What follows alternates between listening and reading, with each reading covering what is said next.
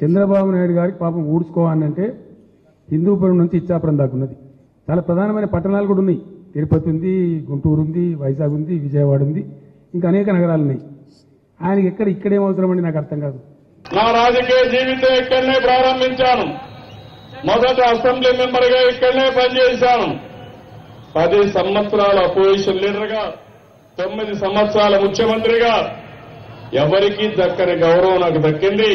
దానికి కారణం సమైక్య ఆంధ్రప్రదేశ్ లో తెలంగాణ, రాయలసీమ, ఆంధ్ర అందరూ కూడా నా మీద నమ్మకం పెట్టుకున్నారు.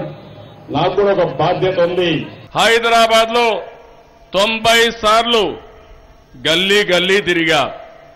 రోడ్లే కాదు, రోడ్లు వెడల్పు చేయడం, రోడ్లు వేయడం, మంచినీళ్లు తీయడం, ఏ కార్యక్రమం చూసినా ఆ రోజు నేను చేసిన కృషి ఎవరూ మర్చిపోలేరు. ఆ రోజు మీరు ఒక్కసారి గుర్తుపెట్టుకోవాలి.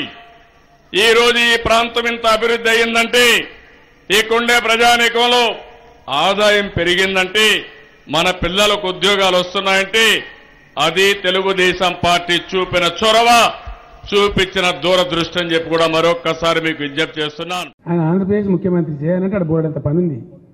ఇక మాదంతా ఉద్ధరించిన హైదరాబాద్ నగరం నేను ఊడుస్తాను రోడ్లు అంటే ఎవరు నమ్ముతారు? ఇది పనికి వచ్చేటువంటి ముచ్చట కాదు. ఒకటి ఆయనది వృధా ప్రయాస అని చెప్పి నా అభిప్రాయం. ఫలితం కూడా అదే విధంగా ఉండబోతుంది. నేను బాంబులకే భయపడలేదు, వ్యక్తులకు భయపడతానా అని మిమ్మల్ని అడుగుతున్నా. ప్రభుత్వం సహకరించుకుంటాం, ప్రజా సమస్యల్ని పరిష్కారం చేసుకుంటాం.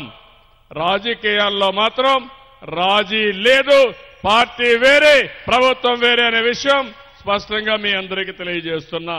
సింగిల్ లార్జెస్ట్ పార్టీగా 70 వస్తాయా, 60 వస్తాయా, 80 వస్తాయా, ఎన్ని వస్తాయో కానీ సింగిల్ లార్జెస్ట్ పార్టీగా 100% టీఆర్ఎస్ వస్తున్నది అనేది అన్ని సర్వేలు తెలియజేస్తుంది. ఈవెన్ ప్రతిపక్ష పార్టీలు చేయించుకున్న సర్వేలు కూడా తెలియజేస్తుంది. తర్వాత ఎక్స్ అఫీషియల్ మెంబర్ ఉండనే ఉంటారు. వాళ్ళు టీఆర్ఎస్కి ఎక్కువ ఉంటారు, అధికార పార్టీకి ఎక్కువ ఉంటారు. ఆ అడ్వాంటేజ్ ఆల్రెడీ ఉంది, అక్కడికే అయిపోతుంది. ఒకవేళ 75 దాటితే ఆడికే అయిపోతుంది.